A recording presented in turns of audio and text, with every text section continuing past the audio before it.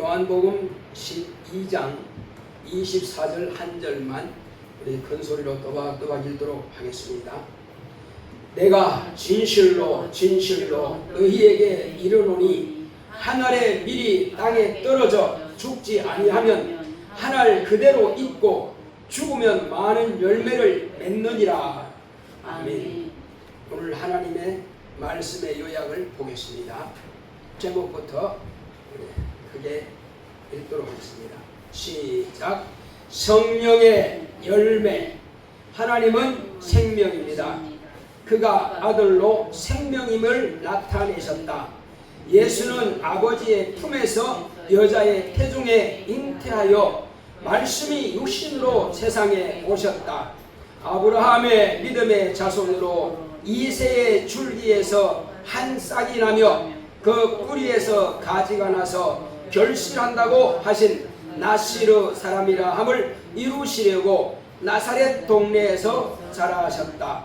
30세쯤에 침례를 받으시고 성령이 임하심으로 결실할 것이란 언약이 성취되었다. 한 알의 밀이 땅에 떨어져 죽으면 많은 열매를 맺는다 하신 말씀을 이루기 위해 나무에 달려 죽임 당하시고 땅에 묻히셨다가 부활의 첫 열매가 되셨다. 하늘 보좌에 오르셔서 오순절이 이미 이름에 마가의 다락방에 모인 성도들에게 성령이 임하시니 성령의 첫 열매가 되었다. 이들은 예수님이 가버나움 회당에서 3년간 목회한 교회의 성도들로 예수님께서 성천하시는 것을 지켜본 갈릴리 사람들 중에 남은 자들이다. 3년 동안 양육받은 사람들이 예수님께서 성천하기 전에 그들에게 당부하신 것이 예루살렘을 떠나지 말고 내게 들은 바 약속하신 것을 기다려라 하셨지만 380명은 갈릴리로 돌아갔다. 말씀에 순종하여 남은 120명만 성령 충만함을 받음으로 알곡과 쭉정이로 나타난다. 예수님께서 목회하실 때 가버나움아 내가 하늘에까지 높아지겠느냐 음부에까지 낮아지리라 하심은 말씀을 듣고 회개하지 않은 자들에게 말씀하셨다. 성령의 열매로 그의 신앙을 안다. 내 영혼아 성령의 충만한 열매 맺자. 아멘. 하나님은 생명이십니다. 자, 우리 하나님은 생명이시다 두 번 합시다. 시작. 하나님은 생명이시다. 하나님은 생명이시다. 생명이신 하나님께서 이 세상에 아들을 보내주셨습니다. 아들을 아버지께서 왜 보내주셨겠어요? 오직 하나님만이 생명이심을 나타내시려고 아들을 보내주셨습니다. 자, 외모를 볼 때는 예수님이나 우리나 똑같습니다. 오히려 사람들은 외모를 보고 예수를 무시했어요. 왜냐하면 이사야서에 보게 되면은 그는 흠모할 만한 것이 아무것도 없다는 거예요. 어느 정도 못생겼느냐 하면은 사람들이 그분을 보면은 이렇게 손으로 얼굴을 가리고 보지 않음을 받는 자 같다 그랬습니다. 아니 사람이 얼마나 못생겼으면은 이렇게 손으로 눈을 가리고 보지 않음을 받는다. 왜 그러면 그렇게 못생기도록 그렇게 나셨을까요? 다 이유가 있습니다. 추남 추녀들을 위로하기 위해서. 그러니까 내가 아무리 못생겼다 해도 예수님보다는 잘났단 말이요. 그러니까 걱정하지 마. 못났다 하지 마. 예수님은 당신보다 더 못났으니까 걱정하지 마. 그래도 그분은 하나님이요. 그래도 그분은 세상의 구주요. 사람 얼굴 잘나고 못나고 그거 가지고 판단하지 마. 아무것도 아니야. 그거는 외면은 아무것도 아니야. 그리고 인간은요 이 땅에서 아무리 못생겨도 아무리 잘생겨도 못생겼다고 위축될 것도 없고 잘생겼다고 우울할 것도 없습니다. 흙은 흙으로 돌아갑니다. 이거는 그냥 한마디로 깡통입니다. 그 안에 깡통 안에 뭘 담았느냐? 뭘 담았느냐? 어떤 통조림이 됐습니다. 이런 통조림, 저런 통조림. 그런 깡통 같은 그 육체 안에다가 그 영혼이 귀하냐 귀하지 않느냐, 그게 중요한 거란 말이에요. 저와 여러분들은 지금 헛도가니 같고 그런, 과거에 말하면은 그냥 요광단지 같은 거기에 그냥 예를 들면은 사람들이 그 흙을 주물럭주물 해가지고 구워내는 그 사람은 뭐라 그래요? 바로 그 사람이 구워낸 대로 그 안에 꿀을 담는 사람이 있는가 하면은 거기다가 뭐 다른 쓰레기를 담는 사람도 있고 아니면 마실 물을 담는 사람도 있고 담는 사람의 마음이요. 자, 그런데 우리 하나님께서 바로 도공이 빚어 만든 흙도가니 같은 우리 육체, 그러니까 우리 육체는요 영혼이 빠져나가면은 흙도가니하고 똑같은데, 흙도가니는 그나마 쓸모가 있지만은 사람은 딱 죽으면 그 육체는 와 실제로요 보통 문제가 아닙니다. 이건 냄새도 이만저만 지독한 게 아닙니다. 그러니까 영혼이 딱 떠나가 버리면 이제 돈 들 일만 남았고 사람이 일할 일만 남았지 아무짝에도 쓸모없습니다. 그러니까 영혼이 있을 때는 진짜 가치가 있습니다. 왜? 영혼이 있으니까 자기 육체에다가 멋지게 이렇게 중요 표시도 하고 또 여기다가 이제 까맣게 또 표시도 하고 스마일도 하고 말이에요. 다 그렇게 하지만은 영혼이 딱 떠나버리면, 그 주인이 떠나버리면 그 껍데기는 아무것도 아니란 말이에요. 이 옷이라는 게 가치 있는 것은요 입어줄 때 가치가 있는 것이지 맨날 옷장에만 걸어보세요. 곰팡이가 필요 못 씁니다. 그러니까 우리 보면은 옷을 입는 거요 꼭 즐겨 입는 옷이 있어요. 그 좀 떨어져도 항상 그 옷만 입어. 여름에 항상 그거만 입어. 또 겨울 되면 또 그거만 입어요. 심지어 제가 파카가 있는데요 원래 버렸어. 내가 그냥 다 이게 털이 계속 빠져나와, 오리털이 계속 빠져나와. 너무 오래 입어가지고 아마 10년 이상 20년도 입었을 거예요. 그래서 도저히 이거 안 버리면 내가 또 입겠다 싶어가지고, 근데 맨날 그거만 입는 거예요. 그냥 그 습관이요. 근데 거기에 몸에 딱 맞으니까 그래 남들은 보기 싫다할지라도 나는 좋아. 어쨌든요 이제 나 영혼이 이 육체를 어떻게 쓸 거냐 하는 것입니다. 영혼이 자기 육체 안에서 영혼이 자기 일을 하지 않으면은 육체가 주인인 채 하는 겁니다. 육체의 정욕대로 해버리면 영혼은 그냥 짓눌러버리고 주인을 갖다가 무시하고, 육체가 자기 정욕대로 해버리면 망하는 겁니다. 이제 육체가 가는 것이 어디로 갑니까? 죄를 따라가는 거예요. 육체가 원하는 것은 하나님의 뜻과 상관없습니다. 오히려 육체의 정욕은 하나님과 원수가 된다 그랬습니다. 육체의 생각 자체가 하나님과 원수가 된다는 거예요. 바로 현저한 그 모양이라는 거예요. 자, 그런데 이제 우리는 나 영혼이 살기 위해서는 여기에다가 뭘 담아야 되느냐? 여기에다가 생수를 담아야 됩니다. 영혼이 썩지 않는 생수. 아멘. 생수가 뭡니까? 하나님의 말씀입니다. 따라합시다. 생수는 하나님의 말씀이다. 하나님의 말씀이다. 자, 밀을 보게 되면은요, 밀을 처음에 이렇게 익기 전에는 꼭 누르면 톡 터져. 거기에 하얀 물이 쭉 나와요. 벼도 마찬가지입니다. 완전 익기 전에는 이렇게 톡 터지면 하얀 물이 나오거든요. 이 새란 놈이, 참새란 놈이요, 그때는 완전히 그냥 수지 맞는 겁니다. 익기 전에 와가지고 쭉쭉쭉쭉 다 빨아버려. 그러면 그냥 고개를 안 숙여요. 한 번 빨아버리면 다시는 그거 진에게 못 올립니다. 이 마귀란 놈이요, 우리 영혼에 하나님 말씀이 들어가야 되는데 들어오지 못하도록 마귀가 쭉 빨아버리면 말씀이 안 들어와. 그걸 시험 들었다 그래요. 마귀가 예수님을 시험하셨지만은 예수님은 그 시험을 받아들이지 않은 겁니다.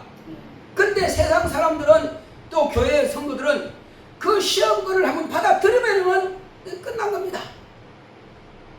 그걸 실조만 강조하고 말이야. 전도전가를 이렇게 맨날 뭐야. 이제 이렇게 하면 그렇지 해버리면 이제 끝나는 겁니다. 이제.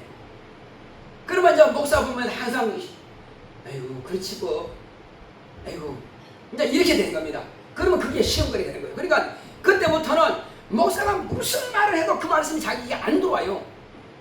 그래서 마귀는 그걸 가지고 끌고 갑니다. 끌어내버려요.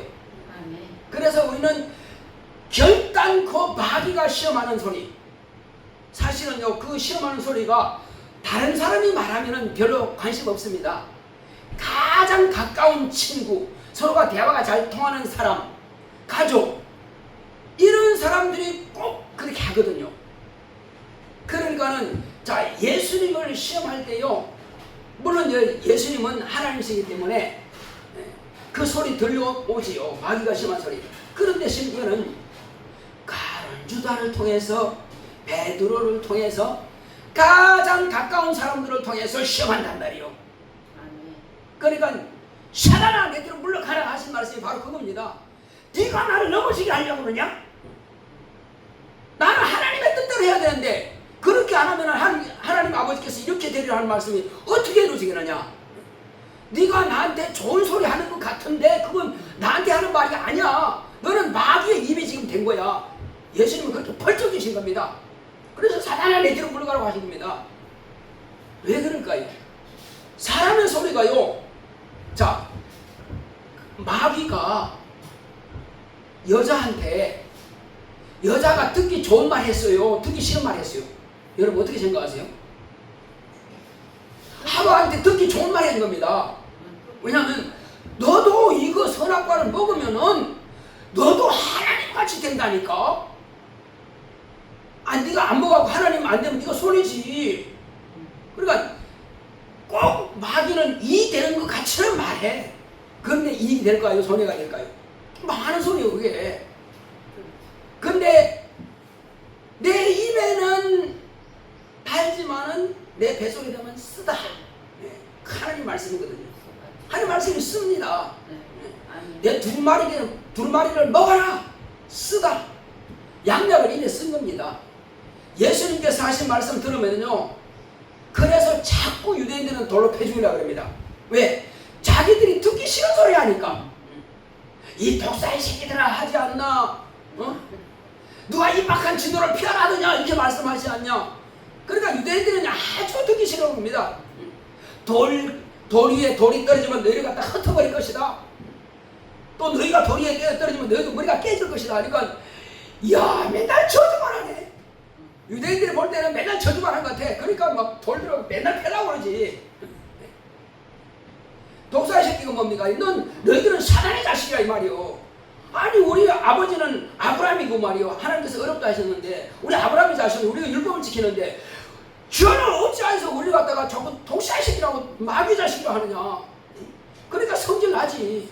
그러니까 패죽이라고 그러지. 그 예수의 말씀은 그러면 깨달아야 되잖아요. 진짜 그런가?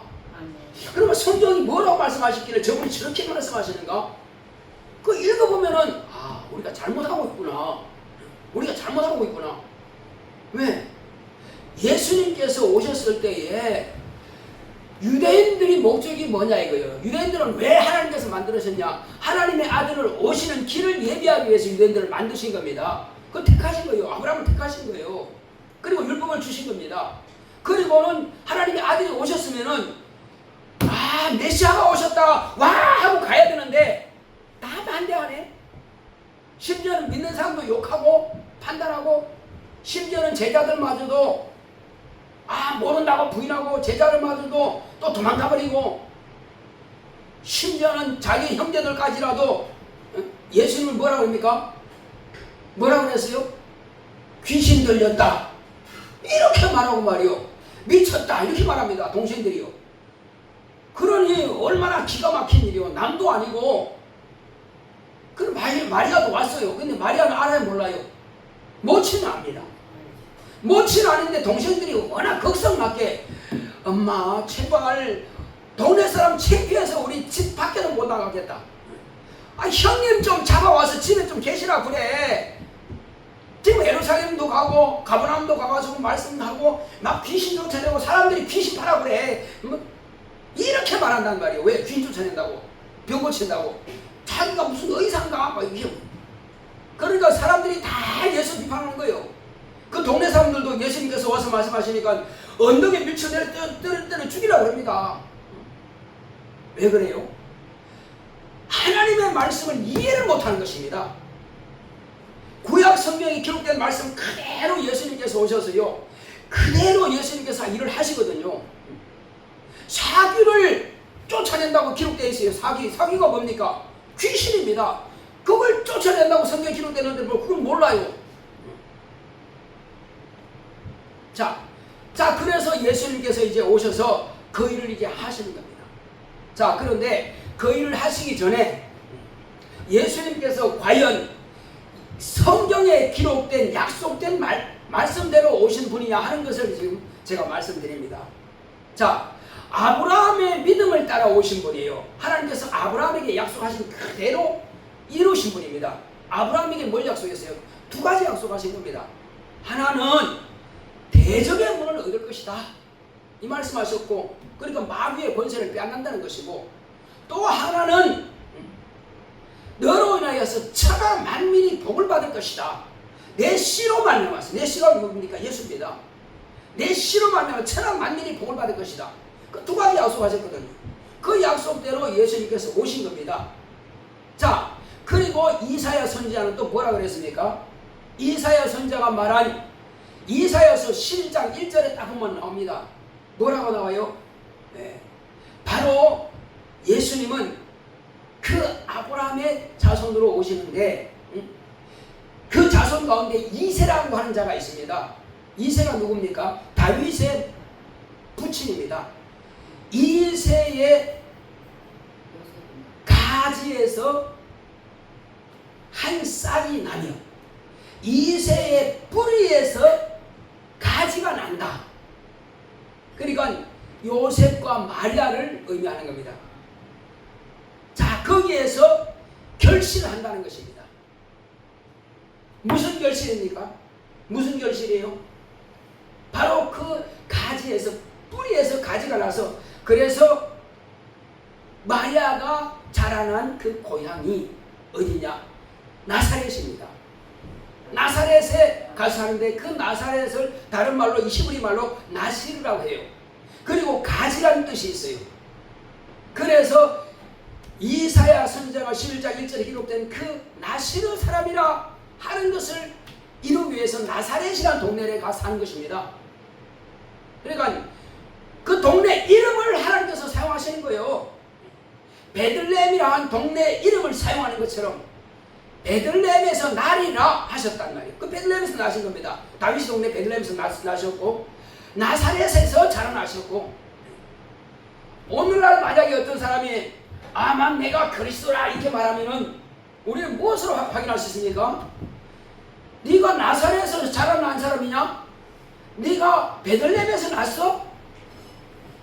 그리고 네가 요한으로부터 침례 받았냐? 네가 성령 받을 때 하늘로부터 이는 내 사랑 아들이요 내 기뻐하는 자라고 그렇게 하나님께서 말씀하셨냐? 없어? 그럼 넌 아니야? 그러니까 가짜가 얘기합니다. 예수님께서 말세가 되면은 많은 사람이 내 이름으로 와서 자기가 그리스도라고 한다는 것입니다.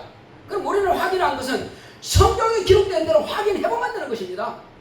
그래 그만 다 집어치우고, 그렇다면은 이 마음 가봐. 보면 여기다가 가시 매려고 가시 잘 있어야 됩니다. 그 다음에 허리 한번 해봐.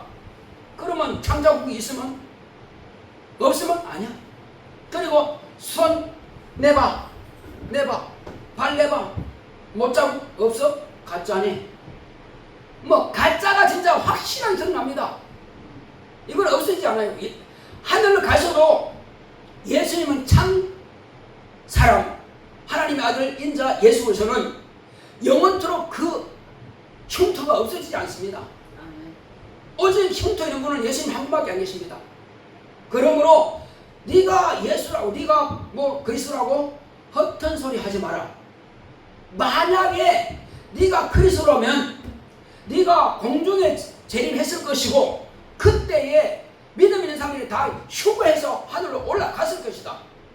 네가 하늘의 공중에서 내려올 때 과연 올라간 사람이 있냐? 네가 데리고 내려온 사람이 있냐? 없어. 가짜야.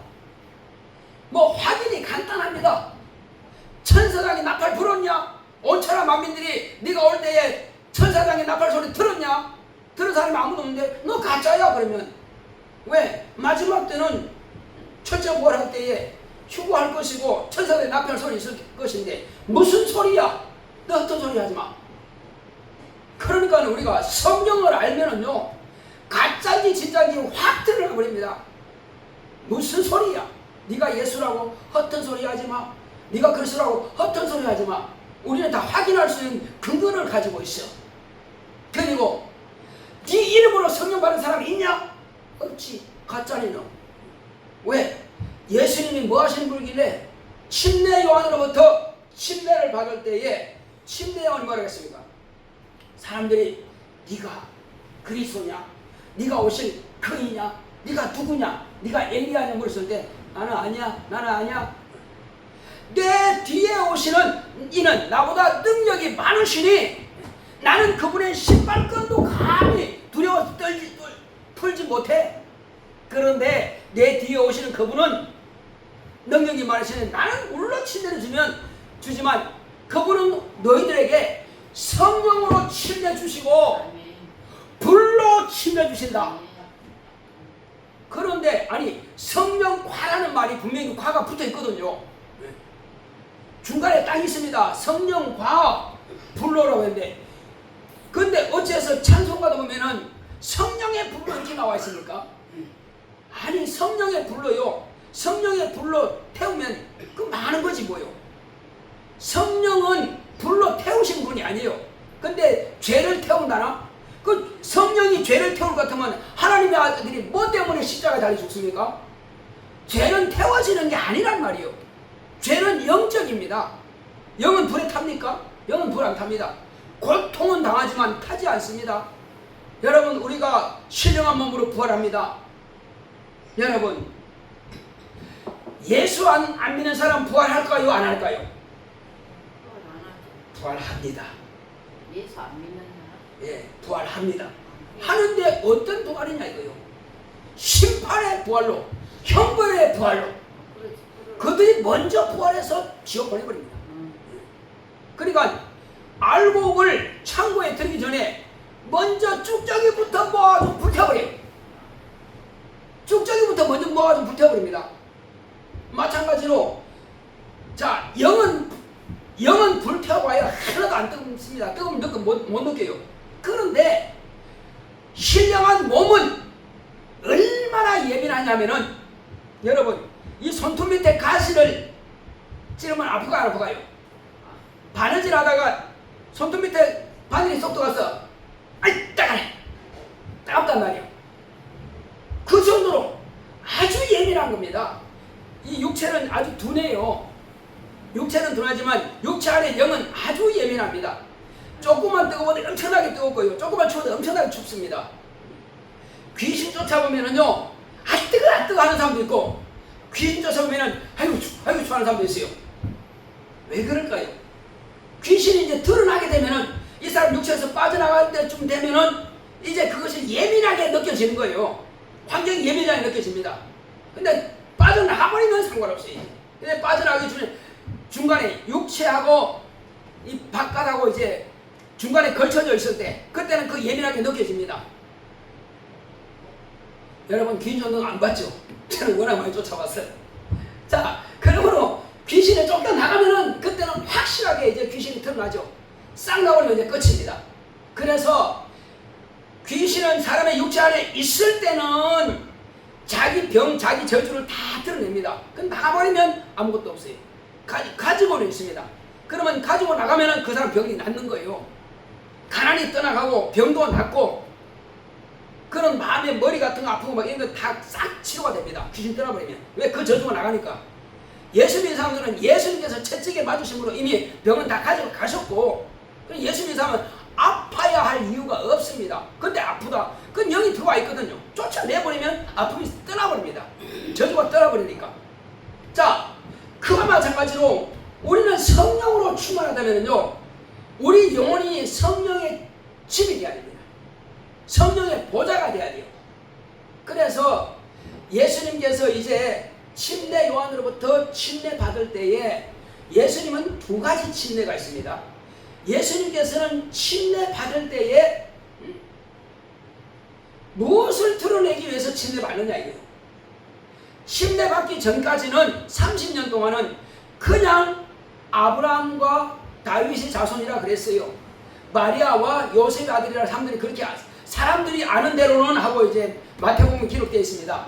사람들이 아는 대로는 아브라함과 다윗의 자손 예수 그리스도의 세라고 마태가 기록했습니다. 자, 그런데 이제 하나님의 아들로 드러내야 될 거 아니에요. 무엇으로 드러낼 거냔 말이에요. 그래서 예수님께서 오시는 길을 예비하기 위해서 우리가 과거에는 부산에서 서울 한양 올라면은 말을 타고 다니고 얼마나 힘들었겠어요. 꼬부랑길 다니고. 그런데 박정희 대통령께서 고속도로를 쫙 경북 고속도로 닦아놨단 말이에요. 아스팔트 쫙 깔아놨어요. 얼마나 좋아. 우리를 위해서 딱 깔아놓은 겁니다. 마찬가지로 이스라엘 백성들은 예수님께서 오실 때에 하나님의 아들이 오시는 첩경을 예비하기 위해서 높은 산은 낮아지고 높은 산 까가지고 골짜기를 메우고, 그러니까 골짜기는 더워지고 높은 산은 낮아지고 그렇게 해서 평탄하게 만드는 거예요. 고속도로를 만드는 거예요. 그래서 예수님께서 오실 때에 이스라엘 백성들이 그 작업을 하는 겁니다. 그럼 마지막 작업을 한 사람이 누구냐? 바로 개통식을 한 사람이 누구냐? 경부고속도로 딱 잡아놓고 교통식 할 때 진짜 스위치 누르면 빠바방 터지죠. 그것처럼 침례 요한이 개통식을 한 겁니다. 개통식 하기 전에는 대통령이 청와대에 있으니까 안 보이죠. 그런데 이제 개통식 할 때는 딱 사회자가 딱 나와서 이제 이야기하죠. 그러면 대통령이 쫙 나온단 말이에요. 마찬가지로 예수님은 그전까지는 아무도 몰랐어. 근데 사회자가 누구예요? 사회자가 이제 요한이 딱 나타납니다. 침례 요한이 딱 나타나가지고 바로 이분입니다 하고 이제 여러분, 온 세상 만민 여러분, 이분이 여러분들이 기다리고 계시는 바로 메시아입니다 하고 이제 침례를 딱 주죠. 그러면 침례 요한이 말한 그것을 갖다가 증명을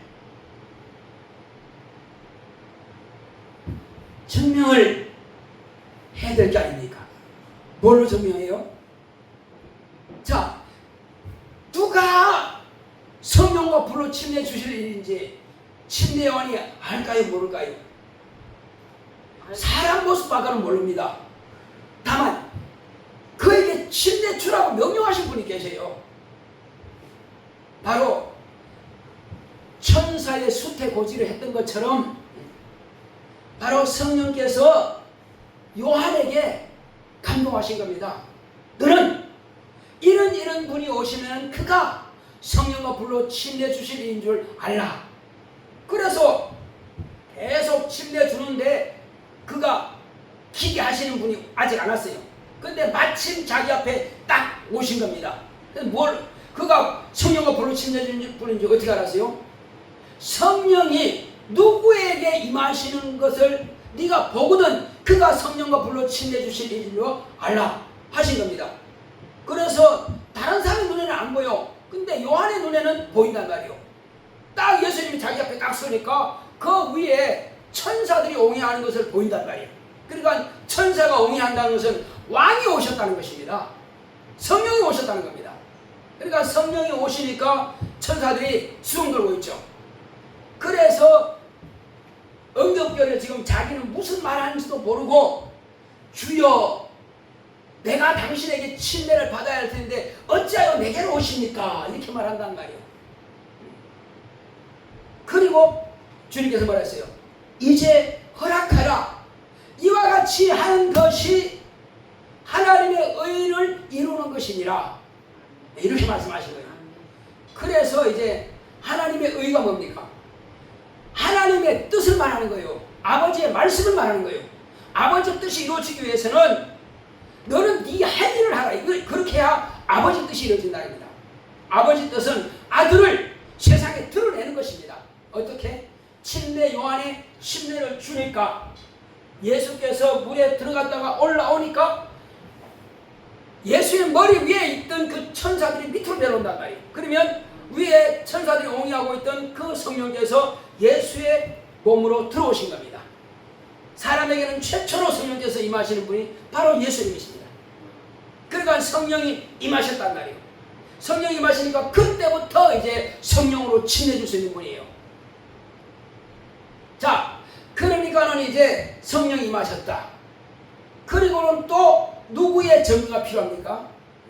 아버지께서 친히 이는 내 사랑하는 아들이요 내 기뻐하는 자라.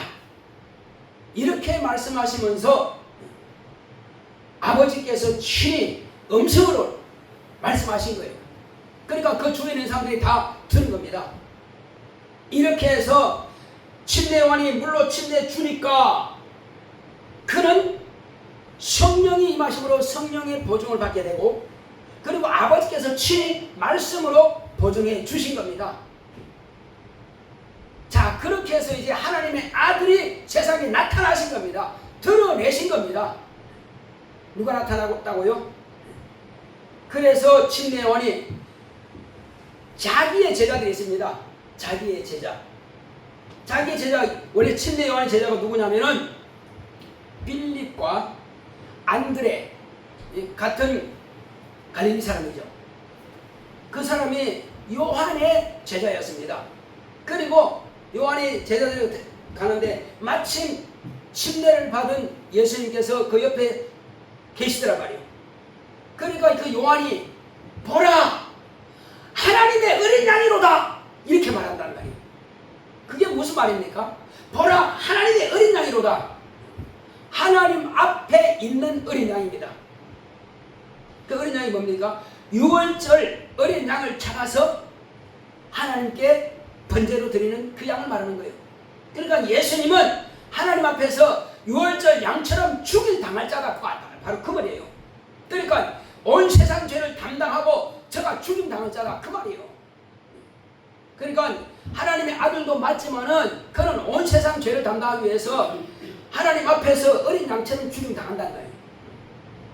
그래서 이제 그 말씀을 듣고 요한이 제자들한테 말하니까 그러면 안드레하고 빌립이 그러면 난 저분한테 가야지.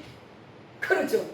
가니까 침례요한이 자기 제자를 뺏겼죠. 누구한테 뺏겼어요? 예수님한테 뺏겼습니다. 자, 그러니까는 요한의 제자들이 뭐랍니까? 아이 선생님, 당신이 저 요단강에서 침례 준 바로 그분에게 제자들이 다 가는데요. 당신은 억울하지 않아요? 제자들 다 뺏기면 억울하잖아요. 근데 침례요한이 뭐라고 했어요? 아니다. 나는 쇠하여야 되겠고 나는 없어져야 되고 그는 흥하여야 되리라. 내 제자가 그리 가는 게 맞다. 여러분, 세상 그런 스님들 있습니까? 자기가 교수인데 말이요. 나는 생물학과 아니면 생화학과 교수인데 옆에 새로운 그 교수가 잘 가르친대. 내게 등록하지 않고 그래도 가버리네. 근데 그분 누구요? 그분 내 원래 선생이야. 그분한테 가는 게 좋아. 아니면 나는 원래 선생이고 근데 오래된 선생이고 근데 내 제자가 너무나 잘해. 근데 제자한테 가. 괜찮아. 그분 잘 가르쳐. 그럼 자기 제자가 잘 되면 더 좋지 뭐. 근데 과연 그런 교수님들이 있을까요? 아이고 신이 나가지고 저놈이 나보다 낫다고 무슨 소리야. 아마 사람들이 그렇게 말할 것입니다. 근데 침례요한은 자기가 침례주고 그분한테 가야 된다. 맞다. 가라. 모든 제사장들과 서기관들은 자기가 메시아가 왔으니 가야지. 그분 말씀드려야지. 오히려 유대인들이 그분한테 가지 못하도록 돌로 패죽이려고 그러지, 이단이라 그러지, 나쁜 놈이라 그러지 막 그렇게 말한단 말이에요. 왜? 유대인들은 이제 예수님께로 쏠리니까 자기들을 공경하던 사람들이 그냥 자기들이 공경받지 못하니까 그렇게 되는 겁니다. 인간이 그래요. 그러나 본래는 제사장이 뭡니까? 제사장은 이스라엘 백성들과 하나님 사이에서 중보자 역할을 하는 겁니다. 백성들로 하여금 자기를 섬기라가 아니고 하나님을 섬기라. 이것이 제사장이거든요. 그리고 자기가 백성들을 대신해서 양을 잡고 대신해서 제사를 드린단 말이에요. 그러면 백성들을 하나님과 가깝게 해야 되는데 오히려 중간에서 자기 섬기라고 이간시키고 있네. 그럼 제사장이 일을 잘못하는 것입니다. 선자도 마찬가지입니다. 선자도 하나님의 뜻을 백성들에게 가르쳐서 회개하게 만들고 변화되고 하나님 섬기도록 만들어야 되는데 오히려 거짓말하네. 하나님께서 좋은 일 된다고 했다, 복 준다고 했다, 거짓말하고 있네. 그럼 뭐예요? 자기 소리 하는 거예요. 하나님의 말씀 전하는 게 아니란 말이에요. 그러니까 침례 요한은 마지막 선지자로서 자신의 사명을 잘 감당한 겁니다. 너희들은 저분을 따라가야 돼. 그럼 뭐라 합니까? 신분을 취한 이는 신랑이나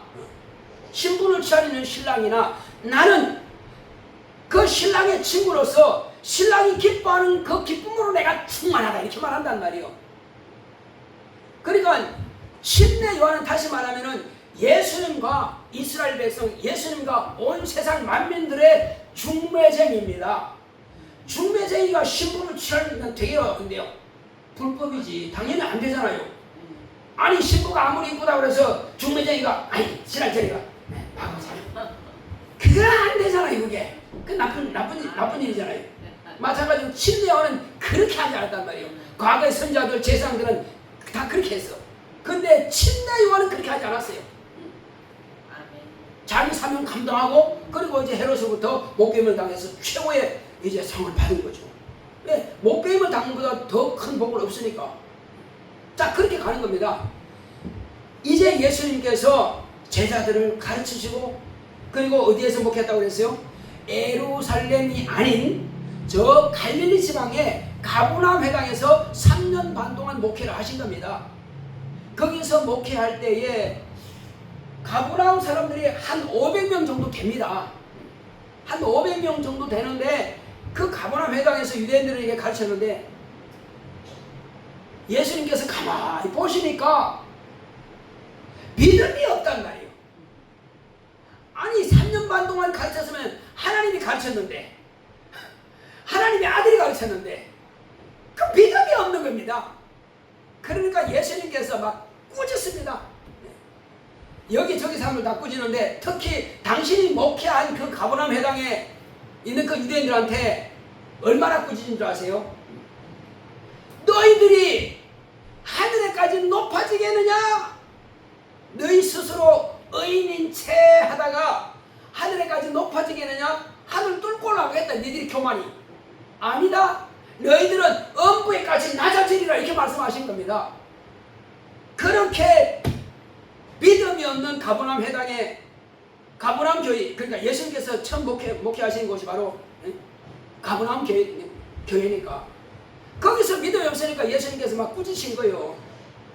그 사실이 어디에서 증명이 되느냐 그러면 가브나움에 있는 그 신자들이 다 그런 건 아니에요. 다 그런 거 아닌데 많은 사람들이 교만하고 많은 사람들이 믿음이 없는 증거가 나타납니다. 이제 마지막에 예수님께서 제자들에게 말씀하십니다.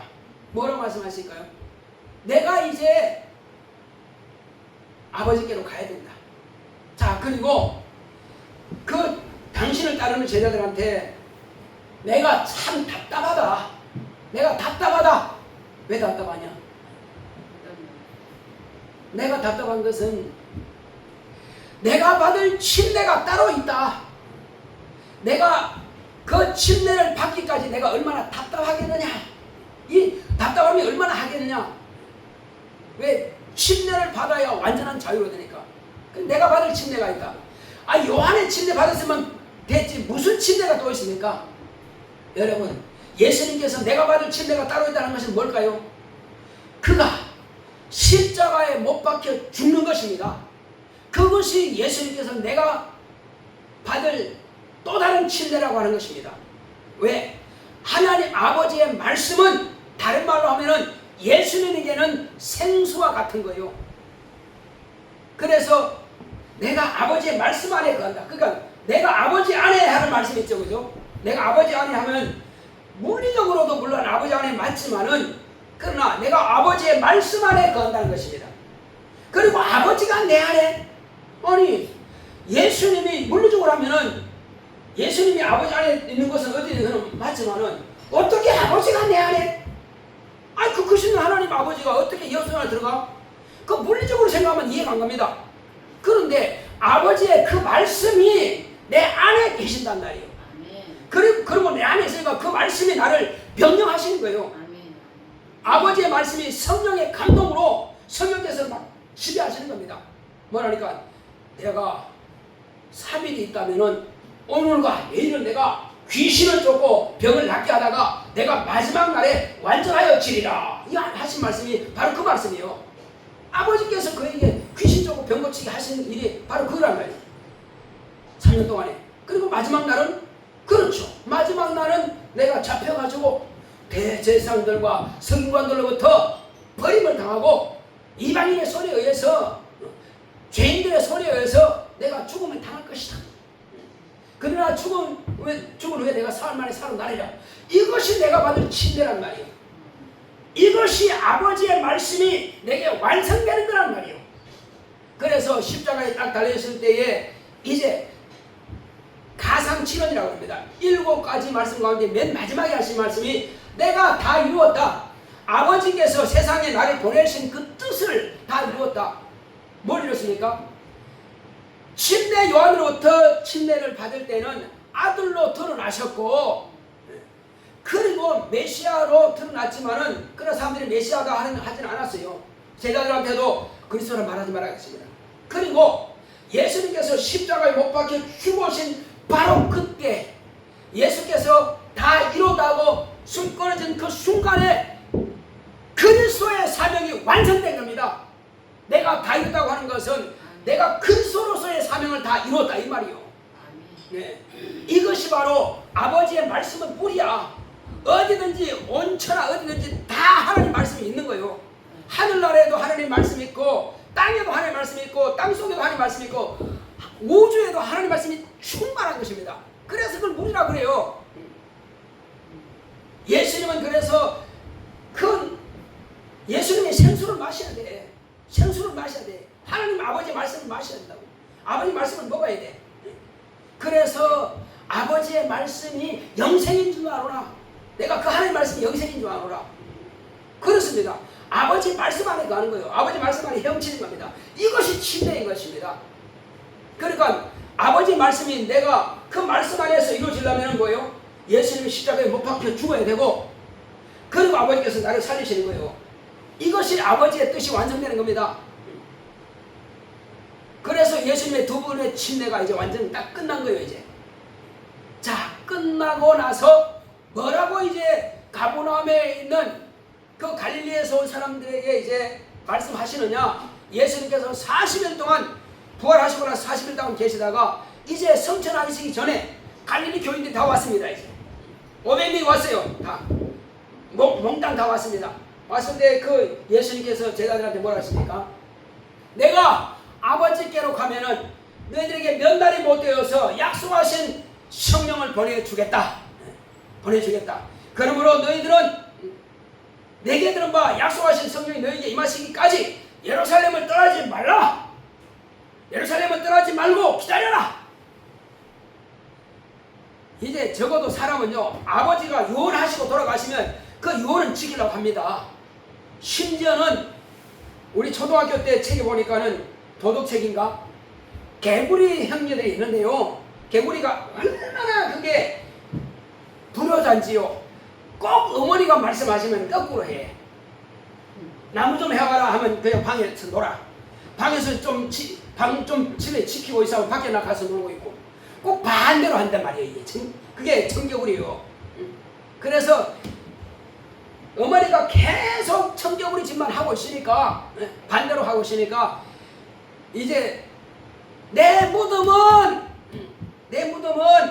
저 산에다가 쓰지 말고 네 강가에다가 써라. 알겠지? 강가에다 써라. 내 무덤을 하니까는 개구리들은 알았어 엄마. 너 엄마가 죽었어. 그러니까 자기들끼리 이야기합니다. 아, 어떡할래? 엄마가 시킨 대로 해야지. 우리가 지금까지 한 번도 효도 안 했잖아. 그러니까 강가에다가 이제 무덤 써야지. 강가에다가 무덤 써놨네. 비만 올라 그러면 엄마 개굴 하는 거예요. 왜 그랬을까요? 엄마가 무덤 떠내려가 말까 해서. 아니 그전까지는 그렇게 산으로 가라면 받으라고 하면 산으로 가면 그렇게 반대로 하더니 틀림없이 강가에다 쓰라 하면은 산에 쓸 줄 알고 반대로 할 줄 알고 했는데 이놈들이 이제 진짜 해버렸네. 아니 청개구리도 엄마의 유언은 다 듣는데 그런데 가부남 해당의 성도들은 안 그렇단 말이에요. 왜? 믿음이 없으니까. 아니 그걸 못 참아서 그냥 돌아가냐? 그래 380명이 돌아가 버렸네. 마지막에 남은 자들 120명만 남았어. 120명만 남아가지고 예수님께서 마지막 유언은 나 예수 모른다고 한 사람도 거기 있고요.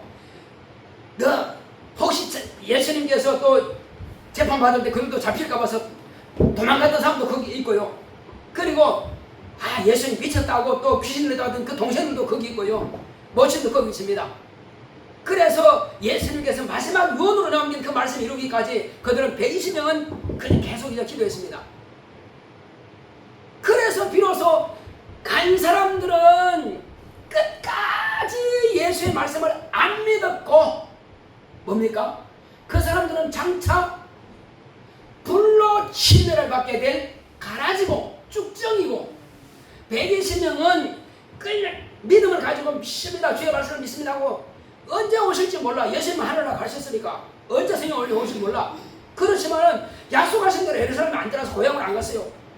계속 기도하는데 마침 이럴 때 오늘 말씀드린 대로 이 오순절 날에 첫째 밀을 수확하는 그날에 성령께서 120명이나 충만하게 임하신 겁니다.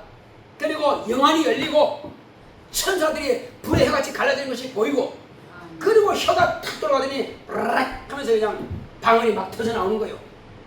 그리고 사람들이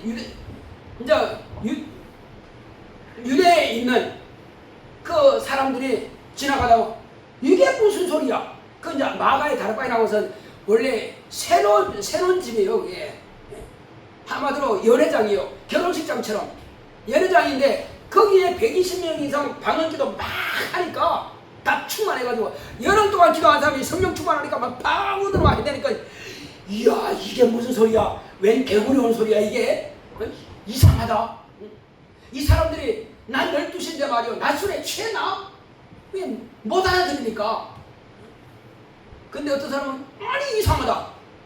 나는 저 로마에서 왔고 나는 저 아시아에서 왔고 나는 어디서 왔고 했는데 나는 애국에서 왔는데 어떻게 내가 난 못 사람 그 지방의 말을 저들이 하고 있지? 이들은 다 갈릴리 사람인 줄 아는데. 그렇죠. 경건한 유대인들은 그것이 통역이 돼서 자기의 언어로 들려오는 겁니다. 방언이요. 방언 통변하는 은사가 있습니다. 그래서 방언 통변을 들으면 방언을 하지만 한 사람은 그 자기가 방언하는 거예요. 근데 듣는 사람은 귀가 달라. 경건하지 않은 사람은 술 취한 소리 들리는 것이고 이상한 소리 들리는 것이고 그리고 경건한 사람은 그 통변으로 들리는 겁니다. 그 경건한 사람은 그게 다른 거예요. 자 그렇게 해서 비로소 이 사람들은 이제 밀 처음 수확할 때에 알곡이 된 것처럼 예수님께서 하늘의 밀이 땅에 떨어져서 썩지 않으면 하늘 그대로 있다 하지만 이제 땅에 떨어져서 무덤에 묻혔잖아요. 그리고 그가 묻혔으니까 싹이 나야 나요. 나죠. 그래서 이제 120명에게 왜 내가 땅에 있으면은 너희들에게 이익이 없어. 내가 빨리 하늘로 가야 너희들의 이익이 있어. 무슨 이익이요? 내가 여기 있으면 하나님의 자녀가 너희들이 못 된다니까. 내가 하늘나라에 가서 아버지께 구해서 너희들에게 성령을 부어주면 너희도 나처럼 자녀가 된다니까. 그러니까 가는 게 유익이죠. 자 그렇게 해서 이제 예수님은 부활의 첫 열매요. 그리고 120명은 이제 바로 첫 열매가 된 겁니다. 성령의 첫 열매가 된 겁니다. 그러니까 초실제라 그래. 그러니까 밀을 처음 거둘 때 첫 번째 밀을 한 단 거두는 것처럼 120명이 딱 성령 받았단 말이에요. 그러니까 그 사람들이 예루살렘에서 기도한 그 사람들은 가버나움에 있을 때도 믿음이 있는 사람들이요. 그러나 간 사람들은 가버나움에 있을 때도 믿음이 없었고, 여기 와서 같이 여호와님이 같이 서 있을 때도 다 같이 믿음이 있는 것 같지만 돌아간 것 보니까 그 믿음이 없는 것이고, 왜? 거기서 가버나움에 있을 때도 예수의 말씀을 무시했고, 또 여기서 돌아가는 것도 무시했고, 그 다음 쭉쟁이 될 수밖에 없는 거예요. 그래서 알곡은 졸지 않는다. 알곡은 말씀을 사모하고 그 말씀이 내 안에 있다.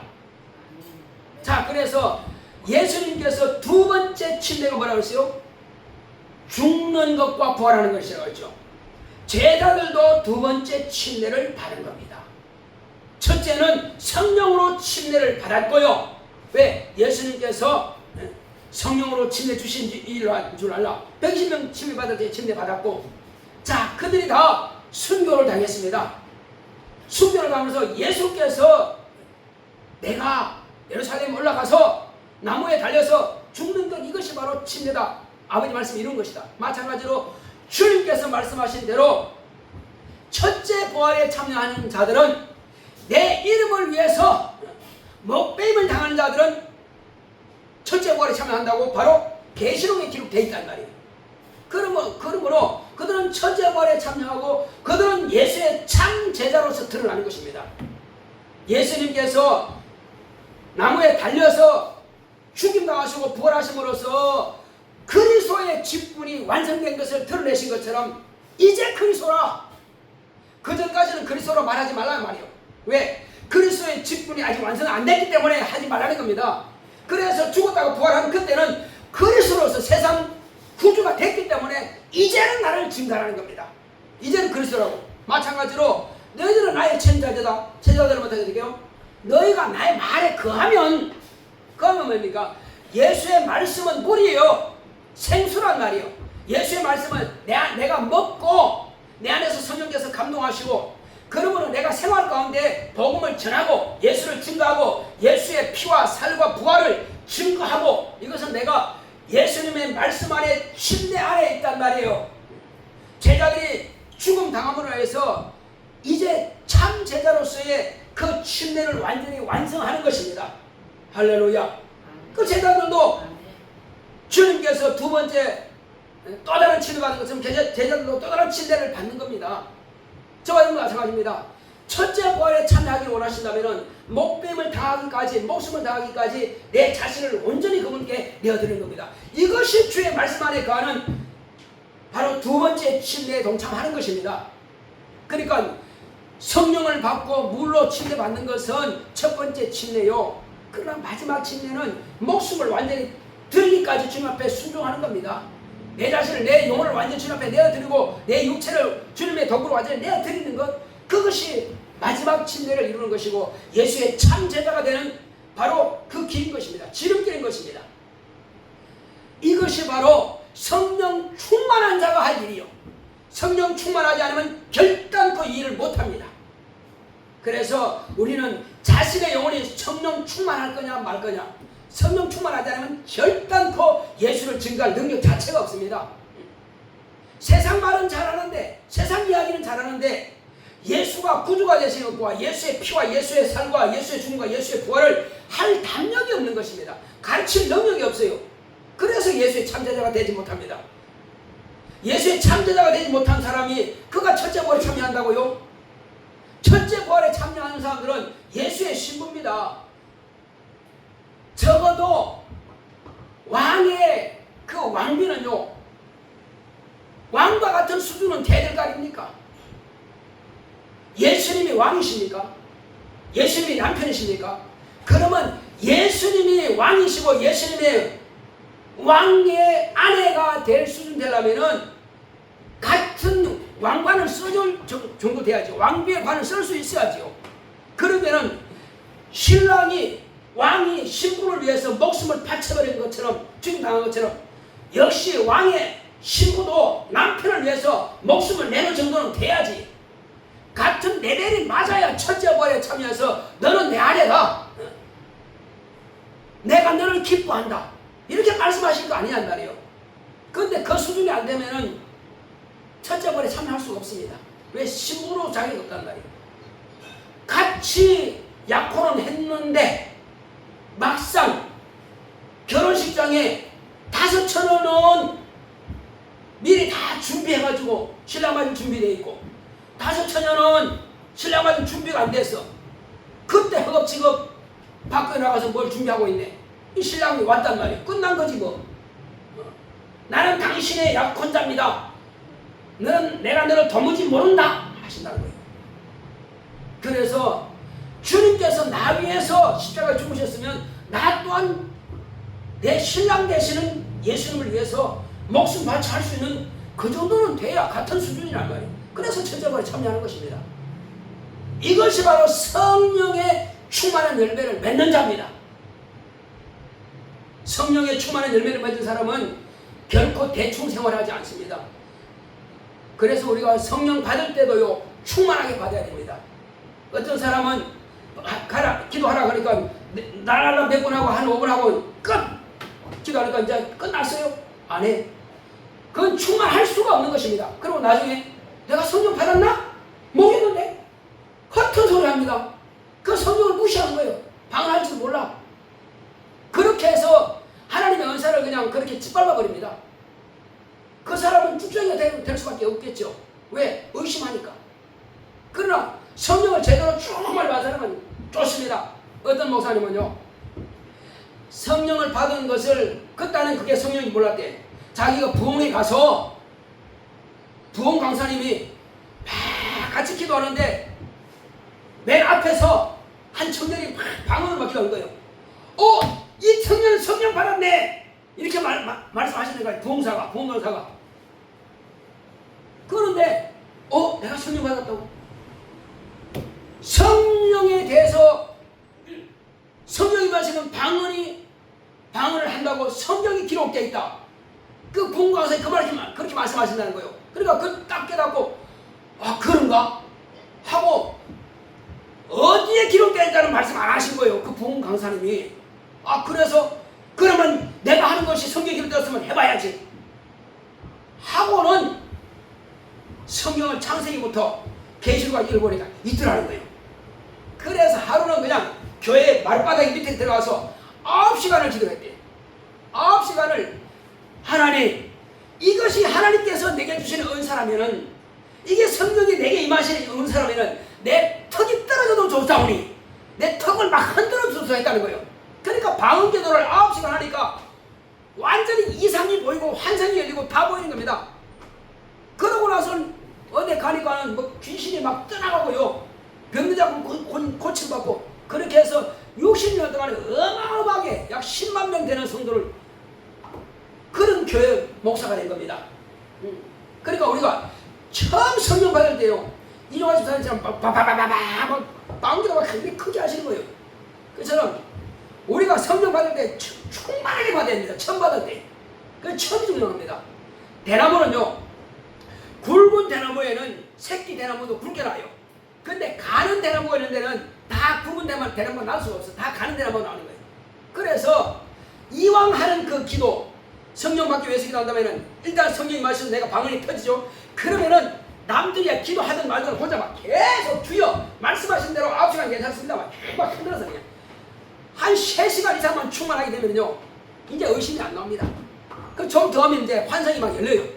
그러니 이왕 할 것 같으면은 그렇게 해서 뭔가 막 능력이 나타나고 하나님께서 나를 쓰시는 증거만 나타난다면 얼마나 좋겠어요. 그러니까 이 처음이 그렇게 중요한 겁니다. 처음 성령이 임하신 것 갖다가 은사를 갖다가 무시해버리고 그 인격을 성령의 인격을 내가 무시해버린다면 하나님이 무시한다면은 주님께서 그걸 쓰지 않습니다. 쓸 수가 없어요. 그리고 의심하죠. 의심하면 아예 그냥 그분은 소심하기 때문에 그 사람은 아예 쓰지 않습니다. 아니 내가 너한테 얼마 주겠다고 약속했으면은 그래요? 그럼 받으러 와야 될 거 아니에요. 주기는 뭐죠? 안 줄 거야 안 와. 그러면 다시는 그 사람하고 약속 안 해줘. 왜? 약속한 것을 믿지 않는데 하나님의 약속을 무시하는데 하나님 주시겠어요? 우리는 이왕이면은 우리 주님께서 약속하신 대로 그렇게 받읍시다. 하나님께서 능력 주신다면은 내가 성령이 마시면 반드시 내게 권능을 주신다, 천사를 주신다 했으니까 주여 말씀하신 대로 권능을 이왕이면 충만하게 주시옵소서. 천사 한 줄 주지 말고 2천이든 만이든 충만하게 주옵소서. 내가 전도하러 가면은 귀신 막 떠나가고 손을 얹으면 그냥 병자가 그만 고침받을 수 있도록 주여 그렇게 하게 주시옵소서. 여러분 성령 받을 때 그렇게 기도하시기 바랍니다. 좀 욕심이 있어야 돼요. 세상 재물에 대해서 욕심 그렇게 안 가지도 됩니다. 그러나 하나님의 일에 대해서는 욕심을 가져야 됩니다. 같은 제자들인데 12제자 가운데서 그렇게 성경에 기록되고 쌤받는 사람이 있는가 하면 그렇지 못한 사람이 있잖아요. 그리고 가브람에서 500명이 다 같이 예수님께서 하신 목회 성도들이었는데 어째서 380은 그냥 가버렸고 120은 성령 충만 받아서 그렇게 성경에 기록될 대로 그 일할 수는 일꾼 되겠습니까? 다르죠. 다르죠. 그래서 우리는 이왕 하는 거 내 우리 성령 충만하 달라고 우리가 기도합시다. 할렐루야. 아멘. 저 이 시간 기도할 때 주여 주님께서 초대교회 120명이 성령 충만해서 주님 앞에 온 천하를 이렇게 변화시킨 것처럼 나 영혼을 축복하사 성령 충만하게 역사하사 주님 앞에 쓰임받기 원합니다. 내가 성령의 충실한 열매가 되게 없어. 다 같이 기도하겠습니다. 고맙고 감사